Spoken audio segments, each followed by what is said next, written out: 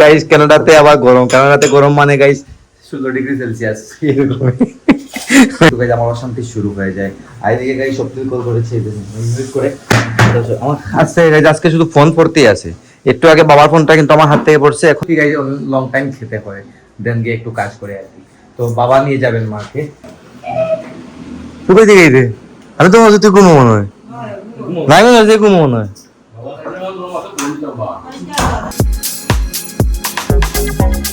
Hello guys, good morning, welcome to my new blog. কেমন আছেন আপনারা সবাই? আই হোপ আপনারা সবাই ভালো আছেন, আমিও ভালো আছি। আজকের ব্লগটা অনেক ইন্টারেস্টিং হতে চলছে, আপনারা অবশ্যই ভিডিওটি স্কিপ না করে ভিডিও শেষ অবধি সাথে থাকবেন। গাইস দিস ইজ ফ্রাইডে, তো আমি এইমাত্র ঘুম থেকে উঠলাম, কিন্তু ফ্রেশ হয়ে যায় গাইস।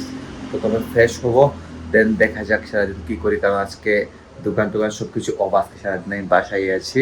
তো ভাই এদিকে ঘুমাচ্ছে, এখন আগে ফ্রেশটা হই, ব্রাশটা করতে হবে প্রথমে।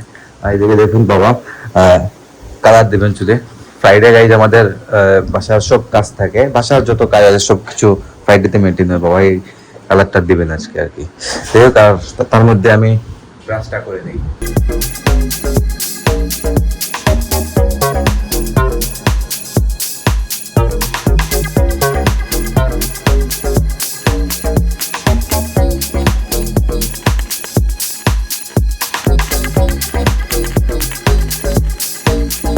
তো গাইজ এখন ফ্রেশ হয়ে নিলাম। আর এদিকে দেখুন মা কাঁঠাল বীজগুলা ছুলছেন।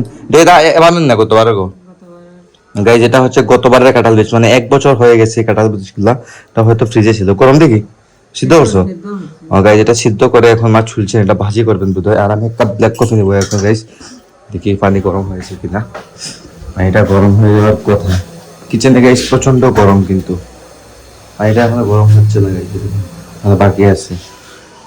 এদিকে দেখুন বাবা কালার দিচ্ছেন, সৃষ্টি করে বাবা গাইস। বাবা একা একাই কালারটা দিয়ে দেন, পিছন সাইডটা গাইস মা দিয়ে দেন আর কি।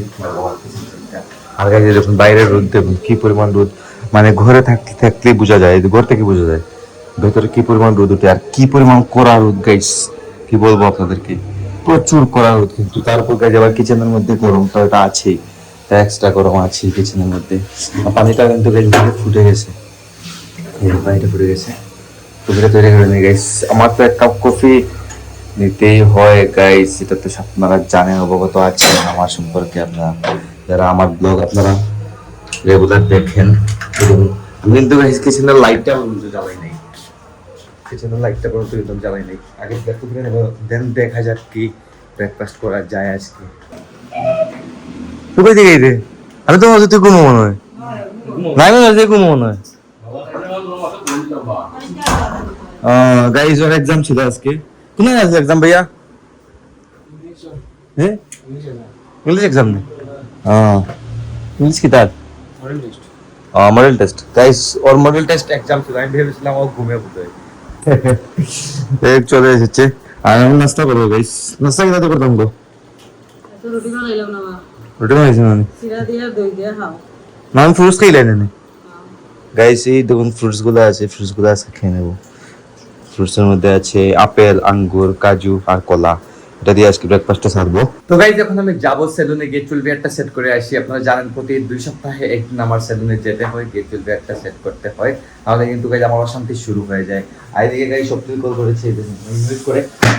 আমার কাছে গাইস আজকে শুধু ফোন পড়তেই আছে। একটু আগে বাবার ফোনটা কিন্তু আমার হাত থেকে পড়ছে, এখন এটা পড়ছে। গাইস বাবা ভাই কল করেছে মিউট করে, ও হয়তো কোন কাজে লেগে গেছে, বলছে একটু অপেক্ষা করার জন্য। আমি অপেক্ষাতে আছি ভাই, সাথে কথা বলতে। আর দেখে ভাই আইসক্রিম নিয়ে আসছিল গাইস, দেখুন একটা আইসক্রিম খেয়ে নেবো। আইসক্রিম গাইস মানে গরমের সময় আমাদের বাসায় কয়েকটা নিয়ে, মানে ভাই নিয়ে এসে রেখে দেয়। আর মাঝে মধ্যে যে সময় গরম লাগে তখনই ও খাওয়া শুরু করে দেয়। এবার আমি একটা আইসক্রিম খাবো। আর এদিকে দেখি মা রান্না করছে বুঝলে। ঠিক আছে, রান্না শুরু হয়ে তোমার? হ্যাঁ গাইস এরকম মা রান্না করছেন এই গরমের মধ্যে। আর রান্না হচ্ছে আজকে এরকম মাছ ভাজি হচ্ছে। তারপর এদিকে সবকিছু রেডি করে রেখেছেন। তো লাঞ্চের সময় আপনাদেরকে দেখিয়ে দেবো কি রান্না হয় না হয় আজকে। এখন আমি আইসক্রিমটা খাবো, আইসক্রিমটা খেয়ে বেরিয়ে পড়বো সেলুনের উদ্দেশ্যে। কথা হবে আপনাদের সাথে সেলুন থেকে আসার পর। আর এদিকে দেখুন স্বপ্ন চলে এসেছে। হ্যাঁ কোন সবাই রে আয়। হ্যালো গাইস সবাইকে ও হ্যালো বলছে।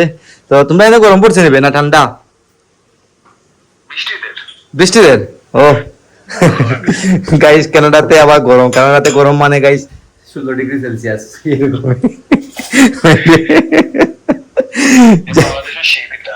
এটা হচ্ছে গাইস বাংলাদেশের প্রচন্ড ঠান্ডা, মানে কানাডাতে 16 ডিগ্রি মানে বাংলাদেশের ঠান্ডা। জুন জুলাইয়ের দিকে হ্যাঁ তো যাইব কি 35 ডিগ্রি 40 ডিগ্রিও যায় কি মাঝে মাঝে, অতিরিক্ত গরম। বলছে মাত্র 2 মাস থাকে মনে হয়, 1-1.5 মাস লাগে, বেশি যায়।